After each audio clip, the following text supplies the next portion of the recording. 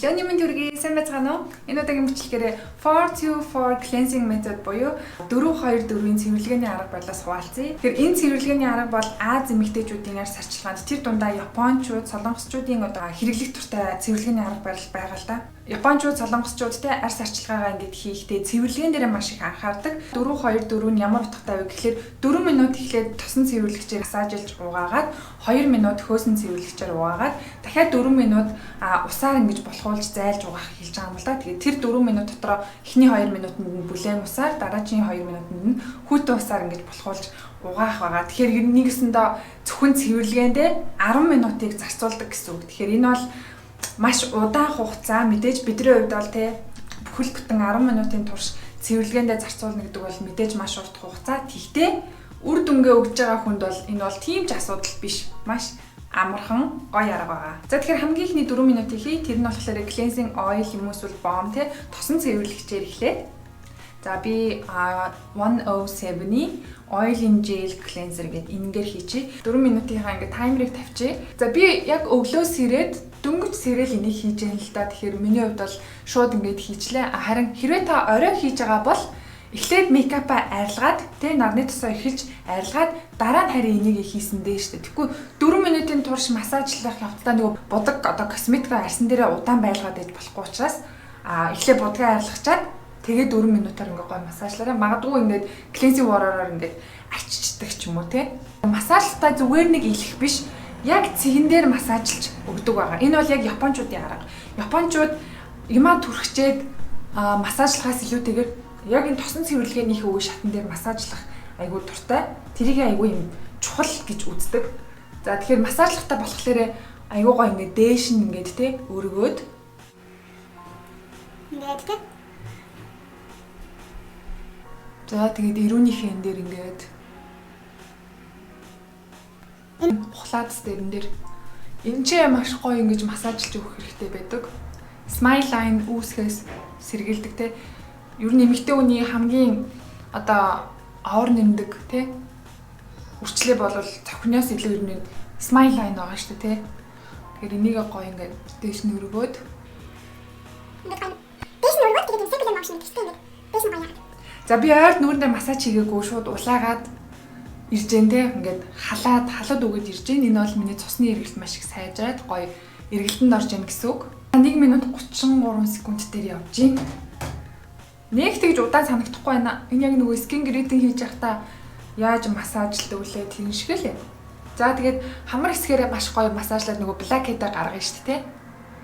Энэ хэсгийн яг массажлалт бол яг нөгөө skin grading-тэй ер нь бол ижил төстэй маш сайн ингээ гоё массажлаад өдөр болго ингэж хийдэг бол нэр үнэхээр бишрээ те 10 минутыг ингэж зарцуулна гэдэг бол би бол энийг бол өдөр болго хийдэггүй. Яг сансан үедээ магадгүй сансан биш боломжтой үедээ те. Тэгээ угаасаа нэг ээжүүд бидний чинь 0 орохоор шууд араас нэг жижигхэн гарнууд мод айгуур ингээд идэг болохоор 10 минут ингээд зогсож явах ямар ч цаг байхгүй те.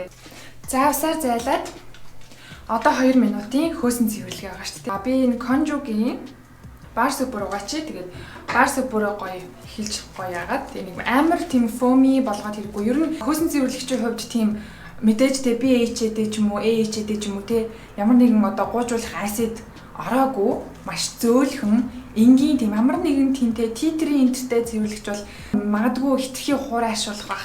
Ер нь байж болох хамгийн энгийн мэдээж маш зөөлөн pH level байланс тийм зөөлөн цэвэрлэгчээр 2 минутын турш угаах байгаа. Мэдээж 2 минутаар массажлна. Арьсан дээр чинь тухайн цэвэрлэгч 2 минут байх учраас маш зөөлхөн.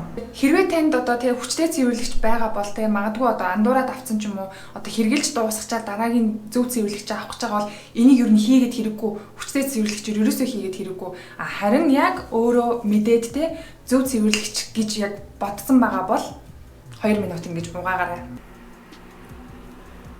За савнгаа гоё юм хөөстэй болгочлаа. Би тийм амар шигүү хөөс бол гаргах дургүй. Баблдаад хөөс болгоо тэгж бол хэрэггүй зүгээр маш гоё юм лөөс юм гоё юм шингэн хөөс. Жохон хөөс ингэж гаргалаа. За би таймераа тавьчих. Ингээ зөөлөн цэвэрлэгч байсан ч гэсэн ингээд яг ингээ массажлаа 2 минут массажлж явах явцад арьс жоо хорсох ч юм уу тийм тухгүй мэдрэмж төрөх юм бол шууд угаасан дээр шүү. Тэгээ хорсоод байна яана гэд үргэлжлүүлээд ингээ хүрээдэж болохгүй те.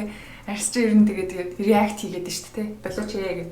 Ахид хашилсан те нөгөө эмзэгшсэн хуурай одоо магадгүй одоо ямар нэгэн асиднаас хашилсан ч юм уу те. Тийм арьсанд бол хөөсөн цэвэрлэгчийг нэг тэгж удаан байлгаад бол хэрэггүй шүү дээ те. Яагаа ингэж масаж түрүүнд хийштэй ингэж гоё масаж болтой.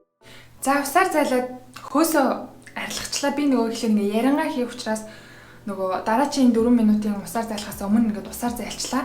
Тэр хооронд ингээд савн маань нүрэн дээр байгаад байхгүй тий. За одоо харин үлдсэн 4 минут тий. Үлдсэн 4 минутын усаар зайлах. За энэ 4 минутын 2 минутын эхлээд бүлээн усаар угаах байгаа. Ягаад тэгэхээр одоо ингээд хөөсөн савнгаараа угаачаад араас нь шууд хүүтэн усаар ингээд угаадах юм бол арьс айгүй цочирдог. Бас цэвэрлэгч бүрэн арилдаггүй.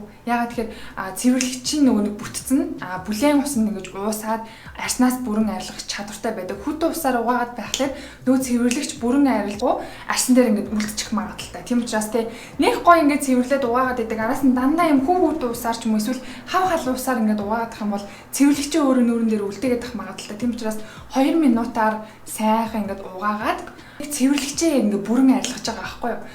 Ер нь энийг хийхгүй байсан ч гэсэндээ зүгээр өөрийнхөө энгийн одоо дабл клинсинг хийжсэн ч гэсэн бүлээн усаар угаа гэдэг маань ийм учиртай. Охтууд маань те нүхээ агшааж, нарсаа чангалж ингээд шууд араас нь хүүтэн усаар угаагаад байдаг. Тэр энэ бол маш буруу.